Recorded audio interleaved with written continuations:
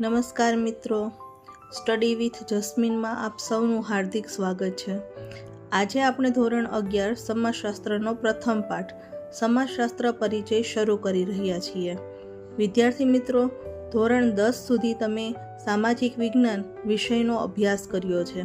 તેમાં ભારતીય સંસ્કૃતિ, કૃષિ, અર્થતંત્ર, ભૌગોલિક વિશેષતાઓ, ન્યાયતંત્ર અને અન્ય ઘણા વિષયો વિશે માહિતી મેળવી છે.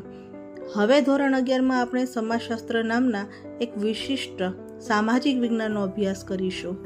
સૌ પ્રથમ એક વાત સમજવી જરૂરી છે. જ્યારે આપણે વિજ્ઞાન શબ્દ બોલીએ છીએ ત્યારે વિજ્ઞાનના મુખ્ય બે પ્રકાર હોય છે.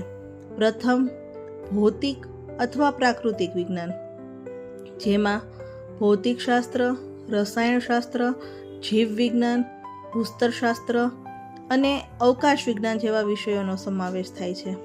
બીજો છે સામાજિક વિજ્ઞાન, જેમાં સમાજશાસ્ત્ર, અર્થશાસ્ત્ર, મનોવિજ્ઞાન, રાજ્યશાસ્ત્ર અને અન્ય વિષયોનો સમાવેશ થાય છે. સમાજશાસ્ત્ર એ સમાજનો વૈજ્ઞાનિક અભ્યાસ કરતું એક મહત્વપૂર્ણ સામાજિક વિજ્ઞાન છે. આ પાઠમાં આપણે સમાજશાસ્ત્રનો અર્થ, તેનો ઉદ્ભવ, વિકાસ અને અન્ય સામાજિક વિજ્ઞાનો સાથેનો તેનો સંબંધ ખૂબ જ સરળ ભાષામાં સમજીશું. તો ચાલો હવે પાઠના મુદ્દા તરફ આગળ વધીએ. હવે આપણે સમાજશાસ્ત્ર એટલે કે સોશિયોલોજી શબ્દનો અર્થ અને એની ઉત્પત્તિ વિશે સમજશું. મિત્રો, હવે આપણે સમજીએ કે સમાજશાસ્ત્ર શબ્દ ક્યાંથી આવ્યો છે. સમાજશાસ્ત્રને અંગ્રેજીમાં સોશિયોલોજી કહેવામાં આવે છે. સોશિયોલોજી જે છે એ શબ્દ બે અલગ અલગ ભાષાના શબ્દો મળીને બન્યો છે. પહેલો શબ્દ છે સોશિયસ, જે લેટિન ભાષાનો શબ્દ છે. અંગ્રેજીમાં તેને સોશિયો કહેવામાં આવે છે. સોશિયોનો ગુજરાતી અર્થ થાય છે સમાજ સાથે સંબંધિત અથવા સમાજ સાથે સંકળાયેલું. હવે બીજો શબ્દ છે લોગોસ. આ ગ્રીક ભાષાનો શબ્દ છે. અંગ્રેજીમાં તેને લોજી કહેવામાં આવે છે. લોજીનો અર્થ થાય છે અભ્યાસ, જ્ઞાન અથવા વિજ્ઞાન. હવે આ બંને શબ્દોને જોડીએ તો કે સોશિયો એટલે સમાજ, લોજી એટલે અભ્યાસ. એટલે કે સોશિયોલોજીનો સીધો અર્થ થાય છે સમાજનો વૈજ્ઞાનિક અભ્યાસ. વિદ્યાર્થી મિત્રો, સમાજશાસ્ત્ર એ એક મહત્વપૂર્ણ સામાજિક વિજ્ઞાન છે. તેનું મુખ્ય કેન્દ્ર માનવ સમાજ છે. સમાજમાં માણસો એકબીજા સાથે જે સંબંધો બનાવે છે, એકબીજા સાથે જે રીતે રહે છે અને સમાજમાં જે પરિવર્તનો થાય છે, તેનો વૈજ્ઞાનિક અભ્યાસ સમાજશાસ્ત્રની અંદર કરવામાં આવે છે. તેથી જ જાણીતા સમાજશાસ્ત્રી મેકઇવર અને પેજના મત મુજબ સમાજશાસ્ત્રનું વિષયવસ્તુ સામાજિક સંબંધોનું ગુંથન છે. અર્થાત સમાજશાસ્ત્ર આપણને સમાજને સમજાવવામાં અને તેમાં થતા સંબંધો અને તથા પરિવર્તનોને વૈજ્ઞાનિક રીતે સમજવામાં મદદ કરે છે. ચાલો હવે આપણે આગળના મુદ્દા તરફ જઈએ. વિદ્યાર્થી મિત્રો, હવે આપણે સમાજશાસ્ત્રની વ્યાખ્યાઓ જોઈએ, જેમાં પ્રથમ છે કિમ્બોલ યંગની, કે સમાજશાસ્ત્ર સમૂહમાં માનવના વર્તનનો અભ્યાસ કરે છે. મિત્રો, સૌ પ્રથમ તો આપણે કિમ્બોલ યંગ દ્વારા આપવામાં આવેલી વ્યાખ્યાને સમજીએ. એમના મત મુજબ સમાજશાસ્ત્ર સમૂહમાં માનવના વર્તનનો અભ્યાસ કરે છે. હવે આ વ્યાખ્યાને સરળ અર્થમાં સમજીએ તો કે માણસ જે છે એ એકલો નથી જીવતો. તે પરિવાર, શાળા, મિત્રો, ગામ અને સમાજ જેવા વિવિધ સમૂહોમાં રહે છે. દરેક સમૂહમાં તેનું વર્તન અલગ અલગ હોય છે. જેમ કે ઘરમાં તે પુત્ર અથવા પુત્રી હોય છે, શાળામાં વિદ્યાર્થી હોય છે, મિત્રો સાથે મિત્ર તરીકે વર્તે છે. આ જુદા જુદા સમૂહોમાં માણસ કેવી રીતે વર્તે છે તેનો અભ્યાસ સમાજશાસ્ત્ર કરે છે. હવે આપણે એની બીજી વ્યાખ્યા જોઈએ, જે યંગ અને મેકે આપી છે. સમાજશાસ્ત્ર માનવ જીવનના સામાજિક પાસાઓનો વૈજ્ઞાનિક રીતે અભ્યાસ કરે છે. આનો અર્થ એ છે કે માણસના જીવનમાં ઘણા પાસા હોય છે, જેમ કે આર્થિક, રાજકીય, ધાર્મિક, સાંસ્કૃતિક અને સામાજિક પાસું. સમાજશાસ્ત્ર ખાસ કરીને સામાજિક પાસાનો વૈજ્ઞાનિક અભ્યાસ કરે છે. અર્થાત માણસ સમાજમાં કેવી રીતે રહે છે, લોકો સાથે કેવી રીતે સંબંધો બનાવે છે અને સમાજ તેના જીવનને કેવી રીતે અસર કરે છે, તે સમાજશાસ્ત્રના અભ્યાસનો વિષય છે. હવે આપણે સમાજશાસ્ત્રની ત્રીજી વ્યાખ્યા A.M. જોન્સન દ્વારા જે આપવામાં આવી છે એ જોઈએ. સમાજશાસ્ત્ર સામાજિક જૂથો, તેના આંતરિક સ્વરૂપ, સંસ્થાના વિવિધ પ્રકારો, તેને ટકાવી રાખતી અને પરિવર્તન લાવતી પ્રક્રિયાઓ તથા જૂથો વચ્ચેના સંબંધોનો અભ્યાસ કરે છે. હવે આપણા વ્યાખ્યાને સમજીએ તો કે M.N. જોન્સનના જણાવ્યા મુજબ સમાજશાસ્ત્ર માત્ર વ્યક્તિનો જ અભ્યાસ કરતું નથી, પરંતુ સમાજમાં રહેલા વિવિધ જૂથોનો પણ અભ્યાસ કરે છે, જેમ કે પરિવાર, શાળા, ગામ, ધાર્મિક સંસ્થા, રાજકીય સંસ્થા અને અન્ય સંગઠનો. આ સંસ્થાઓ કેવી રીતે કાર્ય કરે છે, સમાજમાં કેવી રીતે ટકી રહે છે, સમય સાથે તેમાં શું પરિવર્તન આવે છે અને એક જૂથનો બીજા જૂથ સાથેનો કેવો સંબંધ હોય છે, તેનો વૈજ્ઞાનિક અભ્યાસ જે છે એ સમાજશાસ્ત્ર કરે છે. હવે આપણે સમાજશાસ્ત્રની ચોથી વ્યાખ્યા જે વિદ્યુત જોશીએ આપી છે એ જોઈએ કે સમાજશાસ્ત્ર માનવીય સામાજિક વ્યવહારનો વૈજ્ઞાનિક અભ્યાસ કરે છે.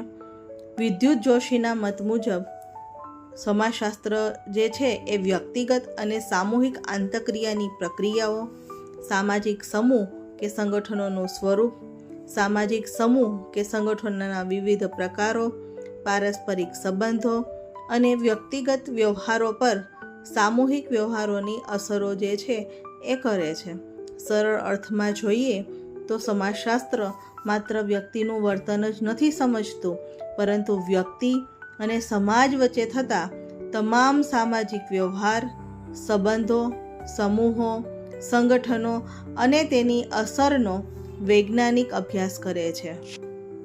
યાદ રાખો, સમાજશાસ્ત્ર એટલે કે માનવીય સામાજિક વ્યવહાર, આંતરક્રિયાઓ, સમૂહો, સંગઠનો, પારસ્પરિક સંબંધો, સામૂહિક અસરોનો વૈજ્ઞાનિક અભ્યાસ.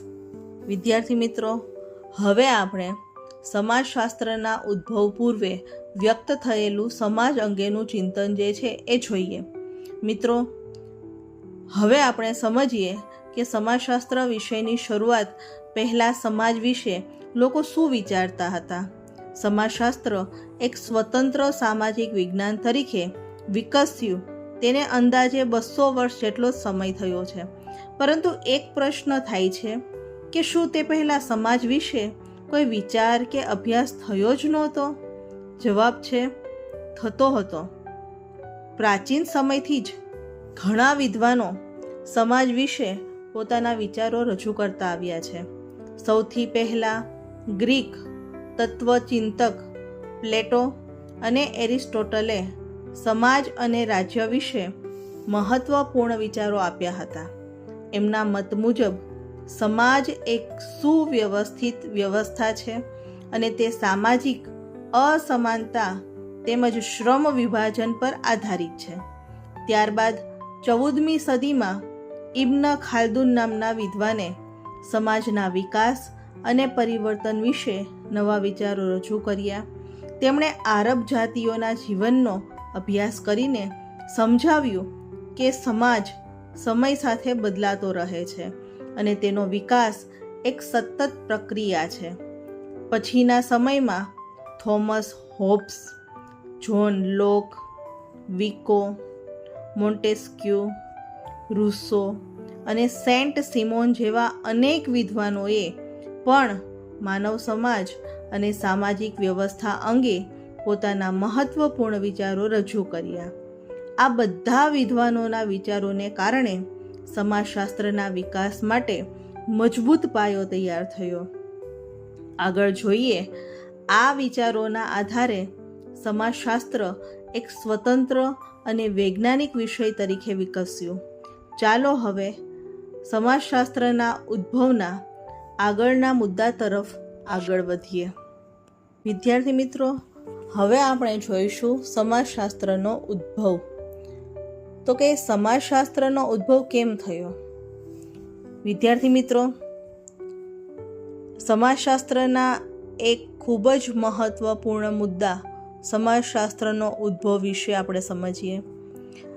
પ્લેટોથી લઈને સેન્ટ સિમોન સુધીના ઘણા વિદ્વાનોએ સમાજ વિશે પોતાના વિચારો રજૂ કર્યા હતા, પરંતુ સમાજશાસ્ત્ર એક સ્વતંત્ર સામાજિક વિજ્ઞાન તરીકે 19મી સદીમાં પશ્ચિમ યુરોપમાં વિકસ્યું. હવે પ્રશ્ન થાય છે કે સમાજશાસ્ત્રનો ઉદ્ભવ આ સમયગાળામાં જ કેમ થયો? તેની પાછળ અનેક મહત્વપૂર્ણ કારણો જે છે એ જવાબદાર હતા.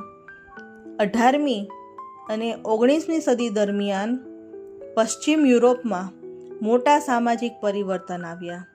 ઇંગ્લેન્ડમાં ઔદ્યોગિક ક્રાંતિ થતાં નવા ઉદ્યોગો શરૂ થયા, શહેરોનો વિકાસ થયો, રોજગારીની નવી તકો ઊભી થઈ. પરંતુ બીજી તરફ શ્રમિકોના શોષણ અને અસમાનતા જેવી ગંભીર સમસ્યાઓ પણ ઊભી થઈ. તે જ સમયે ફ્રાન્સની રાજ્ય ક્રાંતિએ સમાજ અને રાજકારણમાં મોટા ફેરફારો લાવ્યા.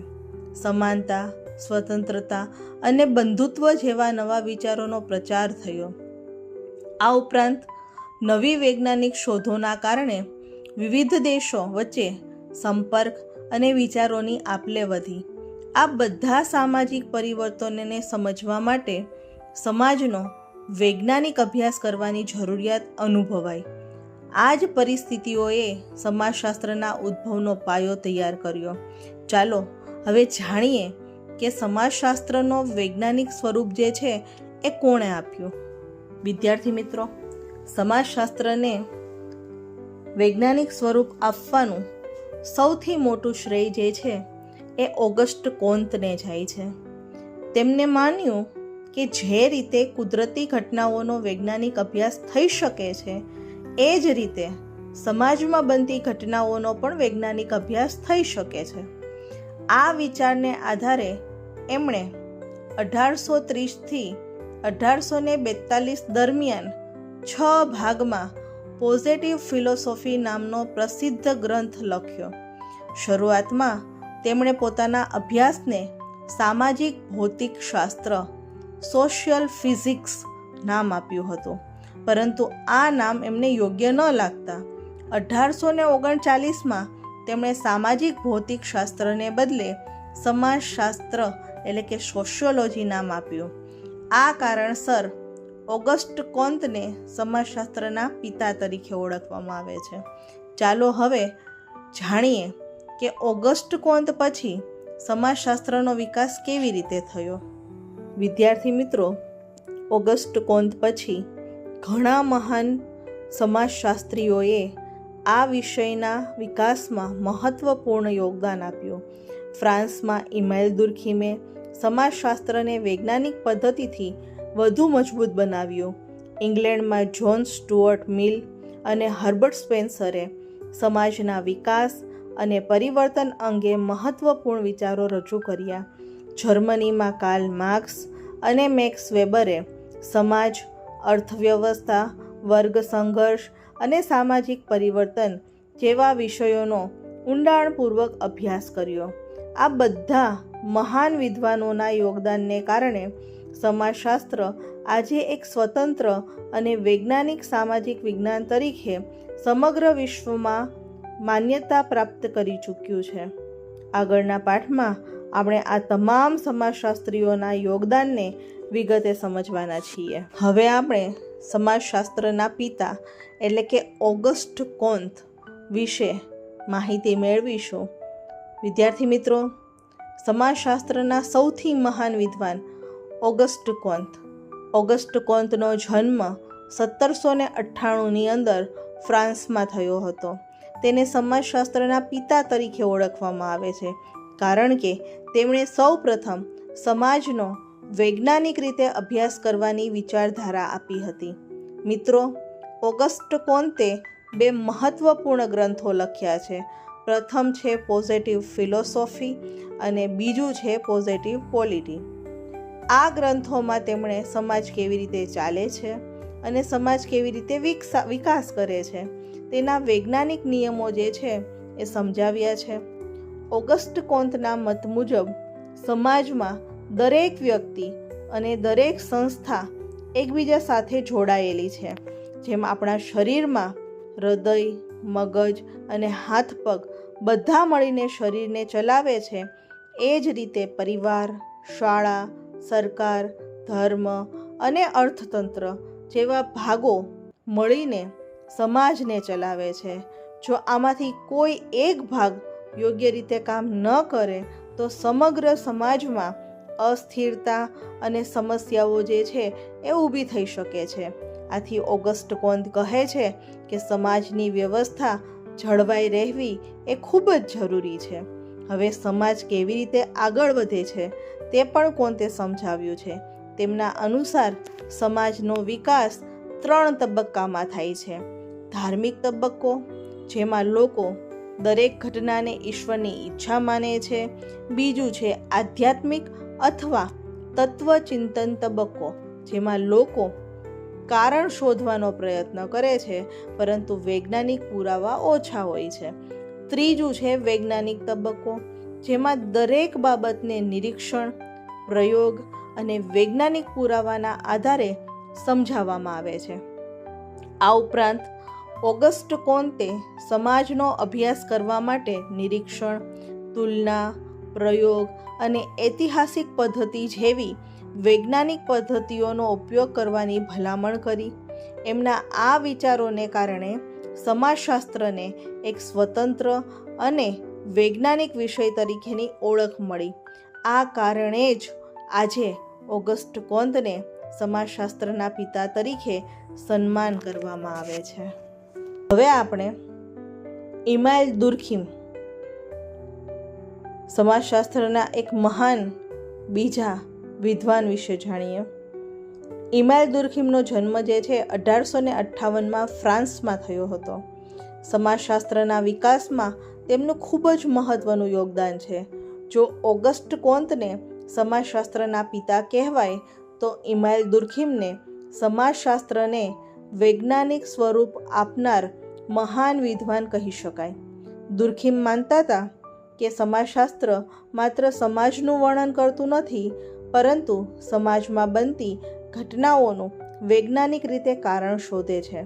મિત્રો, દુર્ખિમે એક ખૂબ જ મહત્વપૂર્ણ વિચાર આપ્યો, જેને સામાજિક તથ્ય એટલે કે સોશિયલ ફેક્ટ કહેવામાં આવે છે. હવે પ્રશ્ન થાય છે કે સામાજિક તથ્ય એટલે શું? તો સરળ ભાષામાં કહીએ તો સમાજમાં ચાલતા નિયમો, રિવાજો, પરંપરાઓ, કાયદા અને મૂલ્યોને સામાજિક તથ્ય કહેવામાં આવે છે. આ બધા નિયમો જે છે એ વ્યક્તિએ બનાવ્યા નથી, પરંતુ સમાજે બનાવ્યા છે અને દરેક વ્યક્તિએ તેનું પાલન કરવું પડે છે. ઉદાહરણ તરીકે શાળામાં સમયસર પહોંચવું, શિક્ષકોનો આદર કરવો, રાષ્ટ્રગીત વખતે ઊભા રહેવું, ટ્રાફિકના નિયમોનું પાલન કરવું, આ બધું સામાજિક તથ્યના ઉદાહરણો છે. દુર્ખિમ કહેતા હતા કે સામાજિક તથ્યોને વસ્તુની જેમ નિષ્પક્ષ રીતે જોવા જોઈએ અને તેનો વૈજ્ઞાનિક અભ્યાસ કરવો જોઈએ. આ વિચાર તેમણે પોતાનું પ્રસિદ્ધ પુસ્તક ધ રૂલ્સ ઓફ સોશિયોલોજિકલ મેથડની અંદર સમજાવ્યો છે. આ ઉપરાંત તેમણે આત્મહત્યા, શ્રમ વિભાજન, ધર્મ અને સામાજિક એકતા જેવા વિષયો પર પણ મહત્વપૂર્ણ અભ્યાસ કર્યો. આ બધા સંશોધનોને કારણે ઇમાઇલ દુર્ખિમ સમાજશાસ્ત્રના સૌથી પ્રખ્યાત વિદ્વાનોની અંદર સ્થાન પામ્યા. વિદ્યાર્થી મિત્રો, હવે આપણે સમાજશાસ્ત્રના એક પ્રખ્યાત વિદ્વાન હર્બર્ટ સ્પેન્સર વિશે જાણીએ. હર્બર્ટ સ્પેન્સરનો જન્મ 1820માં ઇંગ્લેન્ડમાં થયો હતો. સમાજશાસ્ત્રના વિકાસમાં તેમનું મહત્વનું યોગદાન છે. સ્પેન્સરે સમાજને સમજવા માટે એક ખૂબ જ રસપ્રદ વિચાર રજૂ કર્યો. એમણે કહ્યું કે સમાજ પણ એક જીવંત શરીર જેવો છે. હવે વિચાર કરો, આપણું શરીર હૃદય, મગજ, હાથ, પગ અને અન્ય ઘણા અંગોથી બનેલું છે. દરેક અંગ પોતાનું કામ સારી રીતે કરે ત્યારે આખું શરીર સ્વસ્થ રહે છે. એ જ રીતે સમાજ પણ પરિવાર, શાળા, સરકાર, ધર્મ, અર્થતંત્ર અને અન્ય સંસ્થાઓથી બનેલો છે. આ બધી સંસ્થાઓ પોતાનું કામ સારી રીતે કરે તો સમાજમાં શાંતિ, વ્યવસ્થા અને વિકાસ થાય છે. પરંતુ જો કોઈ એક સંસ્થા પોતાનું કાર્ય યોગ્ય રીતે ન કરે તો તેની અસર આખા સમાજ ઉપર પડે છે. આથી સ્પેન્સરે સમાજને જીવંત સજીવ સાથે સરખાવ્યો હતો. મિત્રો, સ્પેન્સરે સમાજના વિકાસને સમજાવવા માટે ઉત્ક્રાંતિનો સિદ્ધાંત પણ રજૂ કર્યો હતો. એમના મત મુજબ સમાજ સમય જતાં ધીમે ધીમે બદલાય છે અને વિકાસ કરે છે. જેમ એક નાનું બીજ ધીમે ધીમે મોટું વૃક્ષ બને છે, એ જ રીતે સમાજ પણ સતત વિકાસ પામતો રહે છે. સ્પેન્સરે પોતાના વિચારો ધ સ્ટડી ઓફ સોશિયોલોજી અને ધ પ્રિન્સિપલ ઓફ સોશિયોલોજી જેવા પ્રસિદ્ધ ગ્રંથોમાં રજૂ કર્યા છે. ગુજરાતના મહાન સ્વતંત્ર સેનાની ક્રાંતિવીર શ્યામજી કૃષ્ણ વર્મા પણ હર્બર્ટ સ્પેન્સરના વિચારોથી ખૂબ પ્રભાવિત હતા. તેમણે સ્પેન્સરના સન્માનમાં હર્બર્ટ સ્પેન્સર ઇન્ડિયન ફેલોશિપ પણ શરૂ કરી હતી. આ રીતે હર્બર્ટ સ્પેન્સરે સમાજને જીવંત સજીવ સાથે સરખાવીને સમાજશાસ્ત્રના વિકાસમાં મહત્વપૂર્ણ યોગદાન આપ્યું હતું. હવે આપણે સમાજશાસ્ત્રના એક મહાન વિદ્વાન મેક્સ વેબર વિશે જાણીએ. મેક્સ વેબરનો જન્મ 1864માં જર્મનીમાં થયો હતો. સમાજશાસ્ત્રના વિકાસમાં તેમનું ખૂબ જ મહત્વપૂર્ણ યોગદાન છે. વેબરના મત મુજબ સમાજશાસ્ત્રનું મુખ્ય કાર્ય માનવીની સામાજિક ક્રિયાને સમજવાનું છે. હવે પ્રશ્ન થાય છે કે સામાજિક ક્રિયા એટલે શું? સરળ ભાષામાં કહીએ તો જ્યારે કોઈ વ્યક્તિ બીજાના વર્તનને ધ્યાનમાં રાખીને કોઈ કાર્ય કરે ત્યારે તેને સામાજિક ક્રિયા કહેવામાં આવે છે. ઉદાહરણ તરીકે, શિક્ષક વર્ગમાં ભણાવે છે કારણ કે વિદ્યાર્થીઓ શીખે છે.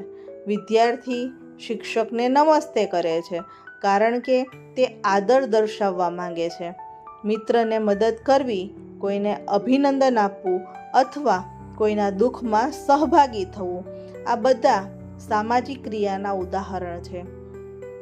મિત્રો, વેબરે સમાજશાસ્ત્રને માત્ર હકીકતોનો અભ્યાસ કરતું વિજ્ઞાન માન્યું નથી, પરંતુ તેમણે કહ્યું કે સમાજને સાચી રીતે સમજવા માટે વ્યક્તિના વર્તન પાછળનો અર્થ પણ સમજવો જોઈએ. આ વિચારને તેણે આદર્શ પ્રકારની પદ્ધતિ દ્વારા સમજાવ્યો. મેક્સ વેબરે વિવિધ ધર્મોનો તુલનાત્મક અભ્યાસ પણ કર્યો છે. તેમણે પ્રોટેસ્ટન્ટ ધર્મની આચાર સંહિતા અને મૂડીવાદ વિષય ઉપર પણ મહત્વપૂર્ણ સંશોધન કર્યું. આ ઉપરાંત સત્તા, નોકરશાહી અને સામાજિક સંગઠન વિશે પણ એમણે મહત્વપૂર્ણ વિચારો રજૂ કર્યા. આ બધા વિચારોના કારણે મેક્સ વેબર સમાજશાસ્ત્રના સૌથી પ્રખ્યાત વિદ્વાનોની અંદર સ્થાન પામ્યા છે. વિદ્યાર્થી મિત્રો, હવે આપણે આજે ભારતમાં સમાજશાસ્ત્રનો વિકાસ જે છે એ સમજીએ. સૌ પ્રથમ તો ભારતમાં ઈસવીસન 1914માં મુંબઈ યુનિવર્સિટીની અંદર સમાજશાસ્ત્રનો અભ્યાસ શરૂ થયો. આ વિભાગ શરૂ કરવામાં પેટ્રિક ગિટ્સનો મહત્વનો ફાળો હતો. ત્યારબાદ ઈસવીસન 1924માં ડૉક્ટર ગોવિંદ સદાશિવ ધુરીએ વિભાગના અધ્યક્ષ બન્યા. તેમણે ભારતીય સમાજશાસ્ત્રના પિતા પણ કહેવામાં આવે છે. ધુરીએ ઘણા સંશોધનો કર્યા, નવા વિદ્યાર્થીઓ તૈયાર કર્યા અને સમાજશાસ્ત્રને નવી દિશા આપી. તેમના પ્રયત્નથી મુંબઈ યુનિવર્સિટી સમાજશાસ્ત્રના અભ્યાસનું મુખ્ય કેન્દ્ર બની. એ પછી ઈસવીસન 1952માં ઇન્ડિયન સોશિયોલોજિકલ સોસાયટીની સ્થાપના થઈ. આ સંસ્થાને સમગ્ર ભારતમાં સમાજશાસ્ત્રના વિકાસને વધુ વેગ આપ્યો. ઈસવીસન 1917ની અંદર કોલકાતા યુનિવર્સિટીમાં બ્રિજેન્દ્રનાથ શીલના પ્રયત્નોથી અર્થશાસ્ત્ર સાથે સમાજશાસ્ત્રનું શિક્ષણ શરૂ થયું. ત્યારબાદ રાધાકમલ મુખર્જી, ડીપી મુખર્જીએ લખનૌ યુનિવર્સિટીની અંદર સમાજશાસ્ત્રના વિકાસમાં મહત્વનું યોગદાન આપ્યું. આ ઉપરાંત એમ.એન. શ્રીનિવાસ, એસ.સી. દુબે, એ.આર. દેસાઈ, ડેવિડ હાર્ડીમેન, યોગેન્દ્ર સિંહ અને A.M. શાહ જેવા સમાજશાસ્ત્રીઓએ પણ સમાજશાસ્ત્રને સમૃદ્ધ બનાવ્યું. ગાંધીજી અને બાબા સાહેબ આંબેડકર જેવા સમાજ સુધારકોએ પણ ભારતીય સમાજને વૈજ્ઞાનિક રીતે સમજવાનો પ્રયત્ન કર્યો. આમ ઘણા વિદ્વાનો અને સંસ્થાઓના પ્રયત્નોથી ભારતમાં સમાજશાસ્ત્રનો સતત વિકાસ થયો છે. વિદ્યાર્થી મિત્રો, હવે આપણે ગુજરાતમાં સમાજશાસ્ત્રનો વિકાસ સમજીએ. ગુજરાતમાં વિવિધ યુનિવર્સિટીઓમાં સ્નાતક અને અનુસ્નાતક કક્ષાએ સમાજશાસ્ત્રનું શિક્ષણ આપવામાં આવે છે. આજે માત્ર કલા વિભાગ જ નહીં, પરંતુ મેડિકલ, નર્સિંગ અને અન્ય અભ્યાસક્રમમાં પણ સમાજશાસ્ત્ર વિષય તરીકે ભણાવવામાં આવે છે. ગુજરાતમાં સમાજશાસ્ત્રીય સંશોધનને આગળ વધારવામાં સુરતમાં R.P. દેસાઈ દ્વારા સ્થાપિત સેન્ટર ફોર સોશિયલ સ્ટડીઝનું મહત્ત્વનું યોગદાન છે. આ સંસ્થા સંશોધકોને પ્રોત્સાહન આપે છે અને અર્થાત નામનું સામાયિક પણ પ્રકાશિત કરે છે. ગુજરાતમાં સમાજશાસ્ત્રના વિકાસમાં N.A. ધુરીએ, R.P. દેસાઈ, અક્ષયકુમાર દેસાઈ, નીરા દેસાઈ, તારાબહેન પટેલ, A.M. શાહ જેવા વિદ્વાનોએ પણ નોંધપાત્ર યોગદાન આપ્યું છે. આ તમામ વિદ્વાનોના પ્રયત્નોથી આજે ગુજરાતમાં સમાજશાસ્ત્રનું શિક્ષણ અને સંશોધન સતત આગળ વધી રહ્યું છે. આમ ગુજરાત સમાજશાસ્ત્રના અભ્યાસ અને સંશોધનનું એક મહત્વપૂર્ણ કેન્દ્ર બન્યું છે. વિદ્યાર્થી મિત્રો, હવે આપણે સમાજશાસ્ત્રનું વિષય ક્ષેત્ર સમજવાના છીએ. સૌપ્રથમ તો આપણે સમજીએ કે વિષય ક્ષેત્ર એટલે શું. તો વિષય ક્ષેત્ર એટલે કોઈ પણ વિષયમાં કઈ કઈ બાબતોનો અભ્યાસ કરવામાં આવે છે તેની સીમા અથવા વિસ્તાર. એટલે સમાજશાસ્ત્રમાં સમાજ સાથે જોડાયેલી ઘણી બાબતોનો અભ્યાસ કરવામાં આવે છે. ચાલો તેને એક પછી એક સમજીએ. પહેલું છે સમાજના મૂળભૂત એકમોનો અભ્યાસ. સમાજશાસ્ત્ર સૌપ્રથમ વ્યક્તિ અને વ્યક્તિ વચ્ચેના સંબંધોનો અભ્યાસ કરે છે, જેમ કે લોકો એકબીજા સાથે કેવી રીતે રહે છે, સમાજમાં દરેક વ્યક્તિની શું ભૂમિકા છે, સમાજમાં કયા ધોરણો અને મૂલ્યોનું પાલન થાય છે, સમાજ કેવી રીતે ચાલે છે. આ બધી બાબતોનો અભ્યાસ જે છે એ સમાજશાસ્ત્રમાં કરવામાં આવે છે. એના પછી છે સામાજિક સમૂહોનો અભ્યાસ. તો સમાજમાં ઘણા પ્રકારના સમૂહ હોય છે, જેમ કે પરિવાર, મિત્ર મંડળ, શાળા, ગામ, શહેર. આ બધા સમૂહો કેવી રીતે કાર્ય કરે છે અને એકબીજા સાથે કેવી રીતે જોડાયેલા છે એનો અભ્યાસ સમાજશાસ્ત્ર કરે છે. એના પછી છે સમુદાયોનો અભ્યાસ. સમાજશાસ્ત્રમાં મુખ્ય 3 સમુદાયોનો અભ્યાસ થાય છે: ગ્રામ સમુદાય, નગર સમુદાય, આદિવાસી સમુદાય. દરેક સમુદાયની જીવનશૈલી જે છે એ અલગ હોય છે. એના પછી છે સામાજિક મંડળો અને સંગઠનો. સમાજમાં અનેક સંગઠનો હોય છે, જેમ કે સહકારી મંડળીઓ, યુવા મંડળો, મહિલા મંડળો, સ્વૈચ્છિક સંસ્થાઓ. આ સંસ્થાઓ સમાજ માટે કેવી રીતે કામ કરે છે તેનો અભ્યાસ પણ સમાજશાસ્ત્રની અંદર થાય છે. એના પછી છે સમાજની વસ્તી. તો કે સમાજમાં કેટલી વસ્તી છે, વસ્તી વધે કે ઘટે તો શું અસર થાય. આ બાબતોનો પણ સમાજશાસ્ત્રની અંદર અભ્યાસ કરવામાં આવે છે. હવે વાત કરીએ પાયાની સામાજિક સંસ્થાઓની. સમાજને ચલાવવામાં કેટલીક મુખ્ય સંસ્થાઓ ખૂબ મહત્વની છે, જેમાં પહેલું છે પરિવાર. પરિવાર બાળકને પ્રેમ, સંસ્કાર અને શિક્ષણ આપે છે.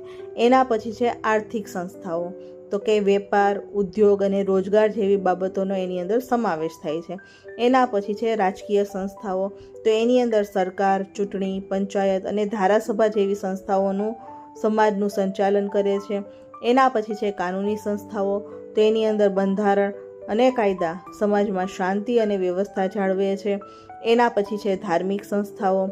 તો કે ધર્મ અને ધાર્મિક સંસ્થાઓ લોકોમાં નૈતિક મૂલ્યો જે છે એ વિકસાવે છે. એના પછી છે શિક્ષણ સંસ્થાઓ. તો કે શાળા અને કોલેજ વ્યક્તિના સર્વાંગી વિકાસમાં મદદ કરે છે. હવે સમજીએ પાયાની સામાજિક પ્રક્રિયાઓ અને સમાજમાં લોકો એકબીજા સાથે સતત સંપર્કમાં રહે છે તેનાથી કેટલીક પ્રક્રિયાઓ થાય છે, જેમ કે સહકાર એટલે મળીને કામ કરવું, સ્પર્ધા એટલે આગળ વધવાની હરીફાઈ, સંઘર્ષ એટલે મતભેદ અથવા અથડામણ, અનુકૂલન એટલે કે પરિસ્થિતિ પ્રમાણે પોતાને બદલવું અને આત્મસાતીકરણ એટલે કે બીજા સમાજની સારી બાબતોને સ્વીકારવી. આ ઉપરાંત સમાજ બાળકોને સારા સંસ્કાર શીખવે છે, તેને સામાજિકીકરણ કહે છે અને જ્યારે કોઈ વ્યક્તિ સમાજના નિયમોનું પાલન ન કરે ત્યારે સામાજિક નિયંત્રણ દ્વારા તેને યોગ્ય માર્ગ ઉપર લાવવામાં આવે છે.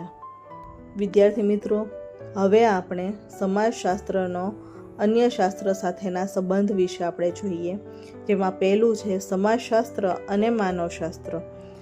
તો સમાજશાસ્ત્ર અને માનવશાસ્ત્ર વચ્ચે શું સંબંધ છે? સૌ પ્રથમ તો એક સરળ પ્રશ્ન, જો કોઈ વ્યક્તિનો સંપૂર્ણ અભ્યાસ કરવો હોય તો શું માત્ર તેના સમાજનો અભ્યાસ પૂરતો છે? ના, તેના શરીર, તેની સંસ્કૃતિ, તેની જીવનશૈલી અને ઇતિહાસ વિશે પણ જાણવું પડે. એટલે જ માનવશાસ્ત્ર અને સમાજશાસ્ત્ર એકબીજા સાથે જોડાયેલા છે. માનવશાસ્ત્ર એટલે શું? કે માનવશાસ્ત્ર એટલે કે માનવીનો સંપૂર્ણ અભ્યાસ કરતું વિજ્ઞાન, જ્યારે સમાજશાસ્ત્ર સમાજ અને સામાજિક સંબંધોનો અભ્યાસ કરે છે. માનવશાસ્ત્રના મુખ્ય 3 વિભાગ છે. માનવશાસ્ત્રને 3 ભાગમાં વહેંચવામાં આવે છે. પહેલું છે શારીરિક માનવશાસ્ત્ર.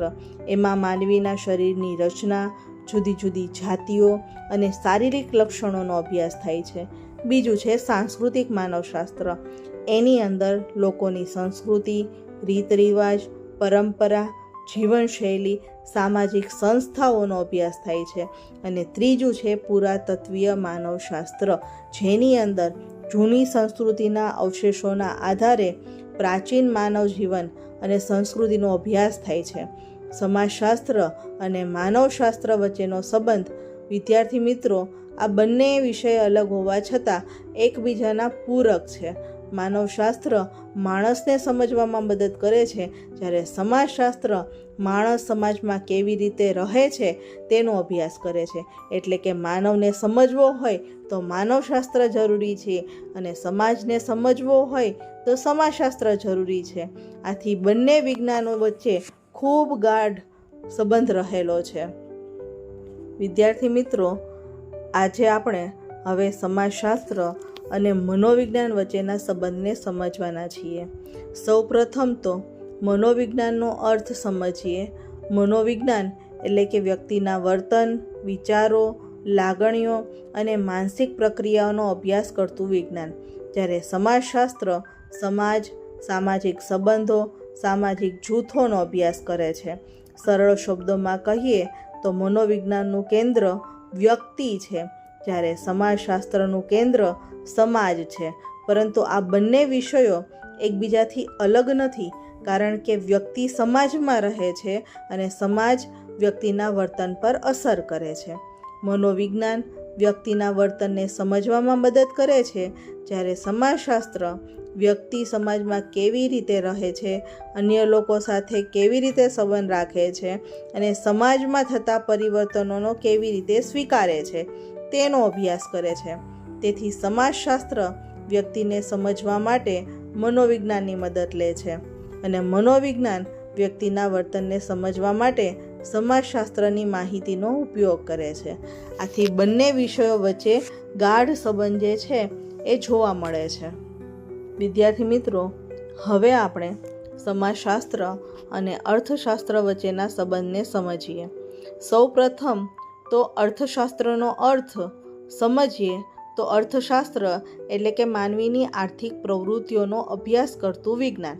તેમાં વસ્તુઓનું ઉત્પાદન, વિતરણ, માંગ, પુરવઠો, કિંમત, રાષ્ટ્રીય આવક, આર્થિક વિકાસ જેવી બાબતોનો અભ્યાસ કરવામાં આવે છે. જ્યારે સમાજશાસ્ત્રની અંદર સમાજ, સામાજિક સંબંધો, સમાજમાં થતા પરિવર્તનનો અભ્યાસ કરે છે. સરળ શબ્દોમાં કહીએ તો અર્થશાસ્ત્રનું કેન્દ્ર છે આર્થિક પ્રવૃત્તિઓ અને સમાજશાસ્ત્રનું કેન્દ્ર છે સમાજ. પરંતુ આ બંને વિષયો એકબીજા સાથે ગાઢ રીતે જોડાયેલા છે, કારણ કે દરેક આર્થિક પ્રવૃત્તિ સમાજમાં જ થાય છે.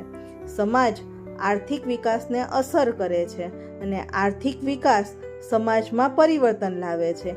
ઉદાહરણ તરીકે જોઈએ તો કે બેકારી, ગરીબી અને વસ્તી વૃદ્ધિ જેવી સમસ્યાઓનો અભ્યાસ બંને વિષયો કરે છે, પરંતુ અર્થશાસ્ત્ર આ સમસ્યાઓના આર્થિક કારણો શોધે છે, જ્યારે સમાજશાસ્ત્ર એના સામાજિક કારણો અને અસરો સમજવાનો પ્રયત્ન કરે છે.